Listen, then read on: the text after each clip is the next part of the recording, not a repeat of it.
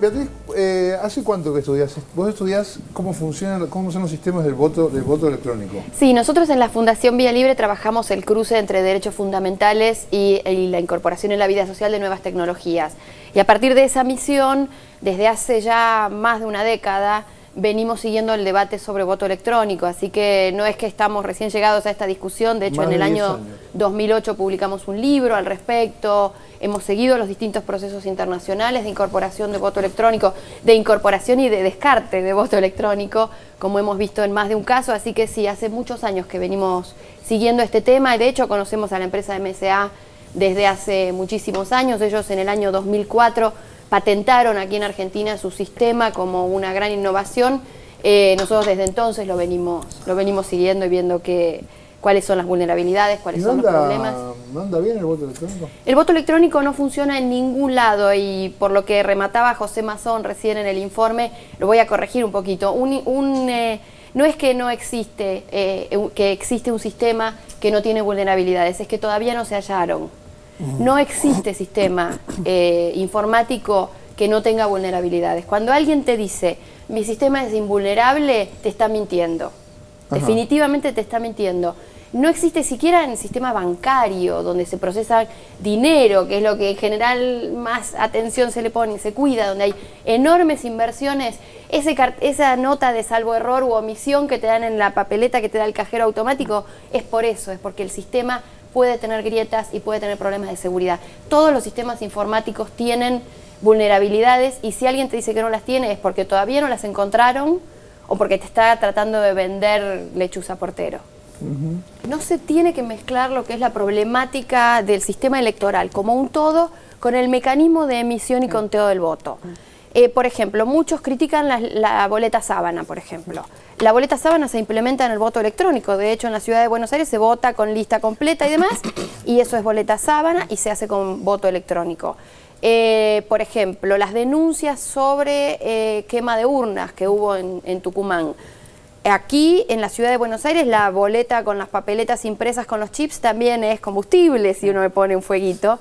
Y es más, hay incluso formas un poco más sofisticadas de quemar una urna con las tecnologías que se usaron en la ciudad de Buenos Aires, sin que haya ni fuego, ni fósforos, ni nadie a quien apuntar e identificar. Digamos, cuando uno está hablando del sistema de emisión del voto, no está hablando de todo el sistema político, ni de la cuestión del acarreo, o la ley de lemas, o la boleta sábana. Digo, todo eso se puede implementar en el sistema de voto electrónico también. El sistema de voto electrónico no soluciona ninguno de los problemas de la política. Eso en primera instancia. Y la discusión sobre cómo es el sistema electoral, si tenés ley de lemas, si tenés el sistema de acoples, eso es un problema, un tema de la política que no se va a solucionar de ninguna manera con un cambio tecnológico. No hay ahí, no tiene nada que ver. Nosotros cuando decimos, bueno, pero hay que modernizarse, lo único que uno puede decir es, identifiquemos, primero fuera de una coyuntura electoral que siempre tiene calenturas y siempre tiene estas cuestiones que, como decían en el bloque anterior, digamos, la coyuntura electoral siempre torna mucho más difícil una discusión como esta. Si llegamos por alguna situación a tener un acuerdo en que hace falta algún ajuste en el sistema electoral, no es durante el proceso electoral, es en un año en el cual esto se pueda discutir con la problemática que se quiere solucionar sobre la mesa. El voto electrónico aparece como una solución en busca de un problema. Es a cualquier cosa que no me gusta del sistema electoral, le pongo una computadora adelante y se acabó el problema. Mentira. Y esto me lleva a la segunda parte de tu pregunta, que tiene que ver con las mentiras. Yo soy votante de la ciudad de Buenos Aires. Y en todo el proceso de capacitación, y voy a poner unas enormes comillas, que hubo previo a la elección en la ciudad de Buenos Aires, se mintió descaradamente a la ciudadanía. Se dijo, esto es una simple impresora. Habrán escuchado eso, sí. Cualquiera que haya ido a una capacitación. No estaba conectada con nada, era una impresora. No, esto es una impresora.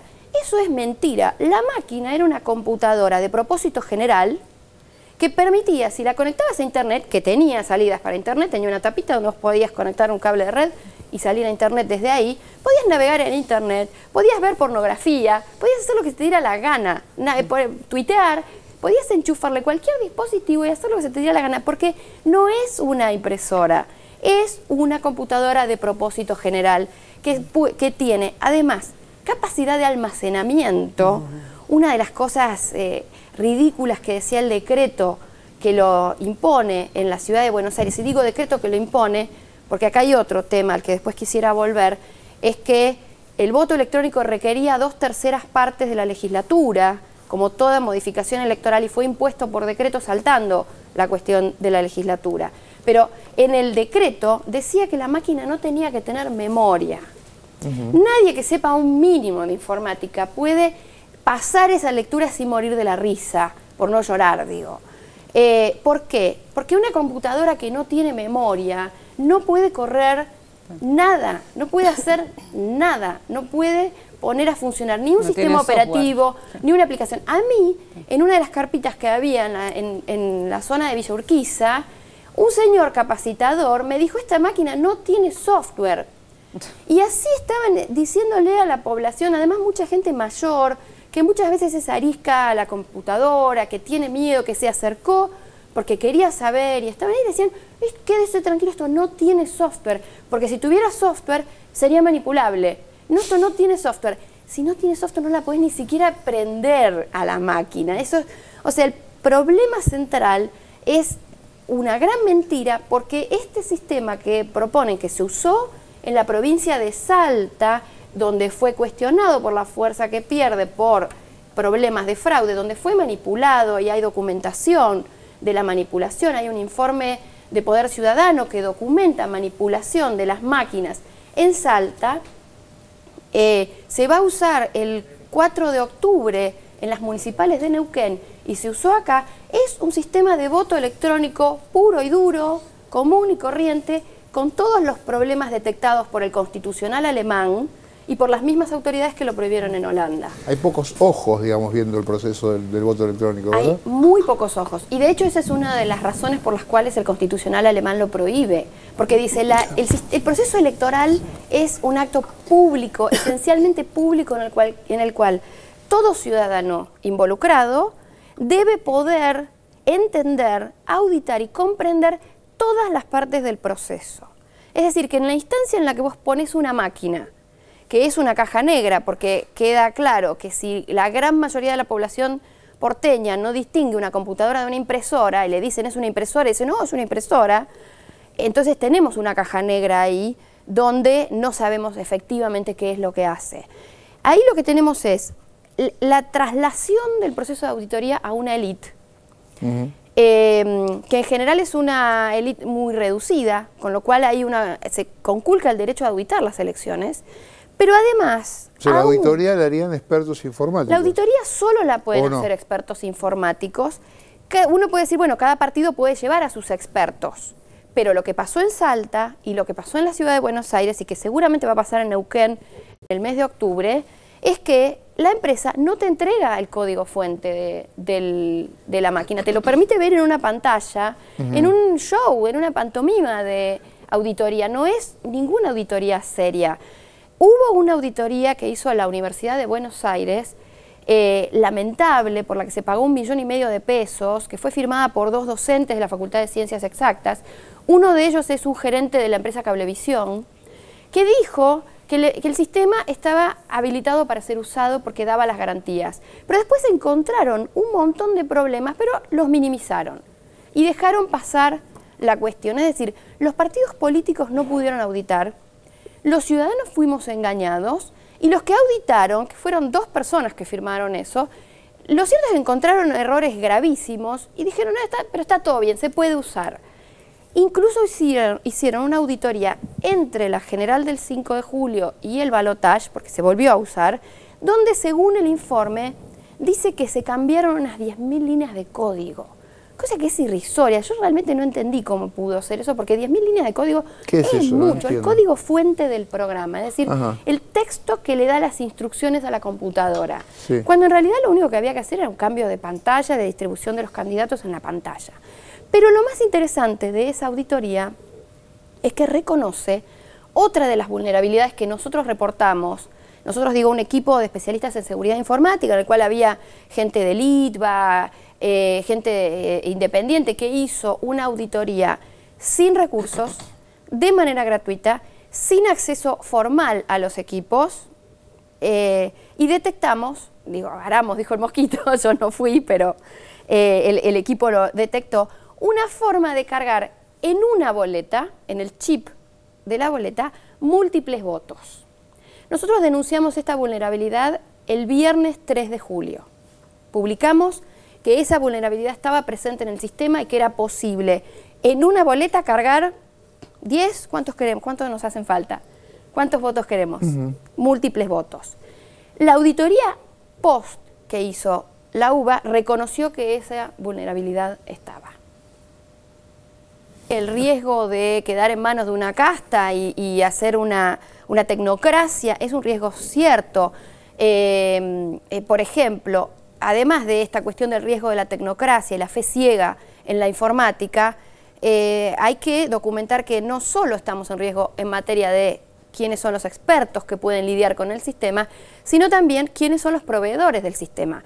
Holanda, por ejemplo, que es otro país interesante para analizar porque usó voto electrónico durante 20 años y lo dejó de usar por vulnerabilidades en el secreto del voto, con técnicas muy económicas y muy sencillas, se pudo saber a 25 metros de distancia del equipo por quién estaba votando una persona. En el mismo ataque que se aplicó sobre las urnas brasileñas, la misma técnica se usó en las urnas brasileñas y funcionó, es decir, se pudo con esta técnica violar el secreto del voto. Pero en Holanda la experiencia de 20 años les dejó bastante información y bastantes enseñanzas. Una de ellas, hay una académica de la Universidad de Oxford, que es holandesa, del área de estudios de Internet de la Universidad de Oxford, hizo una investigación empírica sobre la pérdida de los saberes por parte de las autoridades estatales a manos del sector privado que provee la tecnología. Es decir, ella documentó la cantidad de cosas que el Estado holandés perdió por tercerizar en manos privadas cuando tuvieron que volver. Cuando tuvieron que volver a papel y sacarse de encima la empresa que les vendía el sistema, tuvieron que reconstruir saberes que habían perdido y que estaban tercerizados también.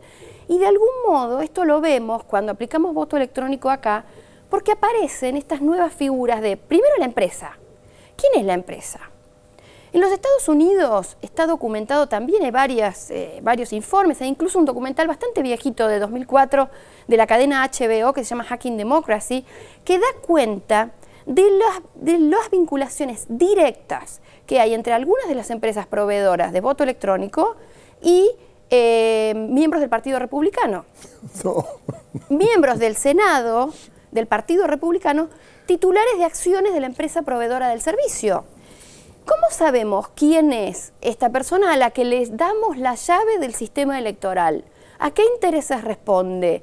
¿De quién es amigo? ¿Cuál es?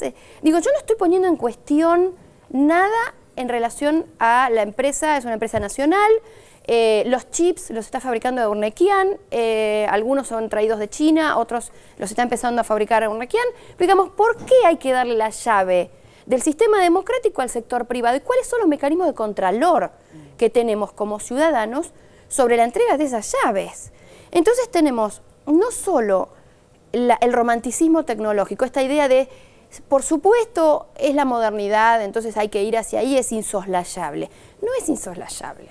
Muchos países lo han dejado de usar, Alemania lo deja de usar, Holanda lo deja de usar, Noruega tenía investigaciones para tratar de implementarlo y abortó las investigaciones cuando se dieron cuenta que era un camino que no tenía solución. Y muchos dicen, bueno, pero si sacamos dinero de los cajeros y hablamos con nuestras familias por la computadora, hacemos todo con la computadora. Lo cierto es que no son ejemplos falaces estos. ¿Por qué? Porque vos antes de sacar dinero de un cajero tenés que pasar por un montón de mecanismos de verificación de identidad. El sistema electoral es totalmente distinto, porque vos tenés que permanecer anónimo, porque el secreto del voto es lo fundamental. Si queremos luchar contra el clientelismo y todo esto que hemos visto últimamente del tema bolsones, punteros, denuncias, todas estas cuestiones que aparecen como los grandes problemas de la política, lo cierto es que cuando vos querés manejar el sistema electoral, lo primero que tenés que atacar es el secreto del voto. ¿Cuál es el gran logro de la ley Sáenz Peña? El secreto del voto. Es eso lo que está en la clave del voto libre, en el momento en que uno entra al cuarto oscuro y toma su decisión sin coerción posible. Cuando quebrás eso, quebrás una parte fundamental del sistema político. Si nosotros venimos de hace no sé qué cantidad de años discutiendo en el mundo los Wikileaks y Snowden, ¿cómo alguien puede pensar que lo informático es imbatible? Definitivamente. Una cosa agregada a lo que estabas diciendo antes, pasó con Santa Fe. Aquí en la ciudad de Buenos Aires, a partir de la información de los medios nacionales, está el fantasma de que en Santa Fe hubo fraude. Y lo cierto es que en Santa Fe lo que pasó, cuando dicen, no, lo que pasó en Santa Fe utiliza boleta única, con lo cual el tema del robo de boletas, algunas otras cosas, no es posible porque tienen un sistema bastante interesante, creo yo, que es el de boleta única, es decir, en una misma papeleta el votante marca, se dobla, se mete en la urna y después se cuenta a mano perfectamente. Ahora, lo que hubo en Santa Fe fue 3 candidatos con 3 puntos de brecha entre el primero y el tercero. Es decir, hubo una elección absolutamente reñida. Y sin embargo ha quedado en la sombra de que hubo fraude o que algo pasó en Santa Fe. Y eso es una construcción mediática que es importante discutir, me parece. Coincido. Además, el sentido común nos dice, bueno, si la computadora se cuelga, si la computadora tiene problemas, no sé cómo funciona la computadora. Yo el otro día proponía el ejercicio de si alguien no sabe describir sencillamente cómo funciona una computadora o qué es Internet, que no venga a tener fe ciega en el voto electrónico, porque es como decir, bueno, yo tengo fe ciega, no sé, cosas de las que desconozco absolutamente, y es casi una cuestión religiosa de la religión, es instalar esta idea de si te opones a la tecnología en el campo electoral es porque sos un retrógrado, o porque estás con la vieja política, o porque algún truco querés hacer. Y lo cierto es que los trucos que se pueden hacer con voto electrónico son mucho más sencillos, mucho más económicos, y mucho más escalables. Hay un tema en la informática que tiene que ver con la escalabilidad. Vos, para robarte un concejal en un distrito, tenés que manipular muchas mesas con el método de papel. Sí. Es un mito esto de, sí, es muy fácil robarse un puesto ejecutivo, ni hablar cuánto tenés que manipular para robártelo. Un concejal en un pueblo chico, tenés que manipular un montón de mesas. Si vos manipulás el software y programás que el conteo vaya sistemáticamente en todas las máquinas, y vos podés hacer algo ínfimo, eso escala. Y ahí es donde está el gran problema y la gran amenaza. La boleta única es el sistema más usado. También se lo conoce internacionalmente como boleta australiana, porque fueron ellos los que innovaron en esto hace cientos y pico de años. Incluso en Australia tienen boletas gigantes, así está. El otro día salió una nota sobre la magnitud de la boleta que se va a usar en Bariloche como una crítica. Y lo cierto es que si la boleta es grande, la plegás, estás detrás de un box, vos marcas tus candidatos y demás. La boleta única soluciona el problema del robo de boletas, por ejemplo, que es un problema que muchas veces se documenta o se denuncia.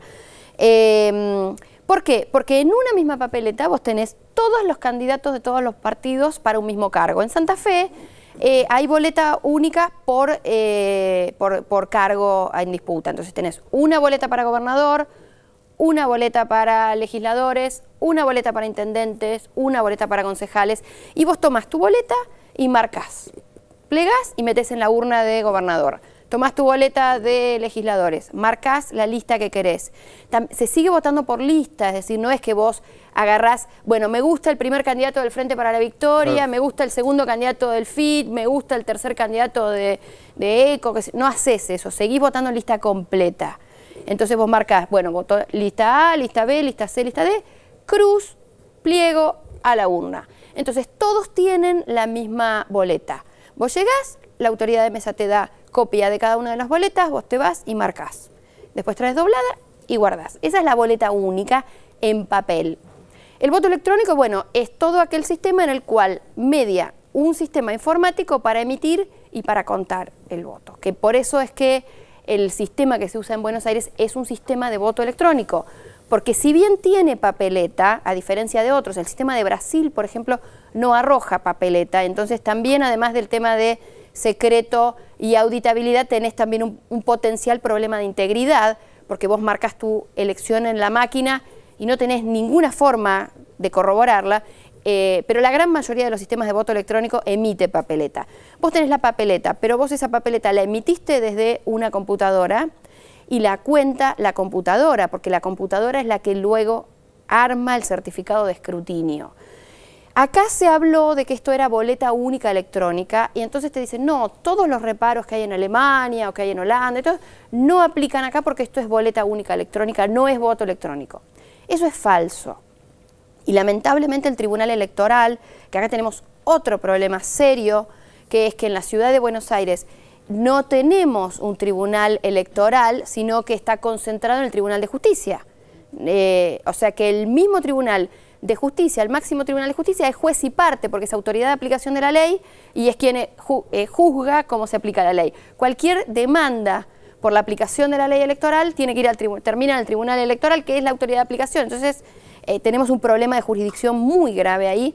El tribunal no cumplió con el artículo de la ley que manda como autoridad de aplicación de la ley notificar a la legislatura para que se vote con las 2/3 partes, mayorías especiales por temas electorales, diciendo que esto no es voto electrónico. Y esta es otra de las muletillas que vamos a escuchar de quienes lo quieren imponer. El mismo CEO de la compañía le dijo a Jorge Lanata en su programa en radio que él tenía todos los reparos contra el voto electrónico porque él sabía lo de Alemania, sabía todo esto, pero que esto no es voto electrónico. Bien, bueno. Entonces, en base a eso, el tribunal lo aplica y esas son las muletillas que hoy escuchamos. Yo estoy mucho en Twitter, uno lo ve en los foros, en distintos medios donde participa la gente y la gente te sigue diciendo, sí, el voto electrónico está mal, pero esto no es voto electrónico. Eso es una mentira de acá a la China y es una de las falacias más graves con las que han engatusado al electorado porteño y esperemos no engatusen al electorado nacional.